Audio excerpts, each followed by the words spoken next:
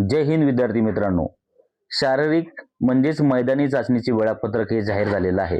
शारीरिक मोजमाप किंवा मैदानी दिनांक हे 20/1/2026 पासून चंद्रपूर जिल्ह्याची भरती प्रक्रिया ही सुरू होणार आहे.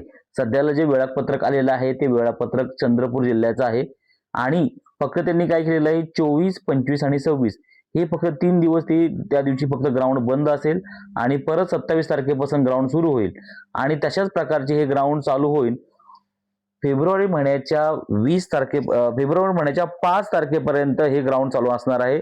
म्हणजे या चालू महिन्याच्या 20 तारखेपासून ते फेब्रुवारी महिन्याच्या 5 तारखेपर्यंत हे ग्राउंड चालू राहणार आहे. ह्याच्यावरून एक गोष्ट कळते मित्रांनो की हळूहळू सर्व जिल्ह्यांचे सुद्धा वेळापत्रक यायला सुरू होतील.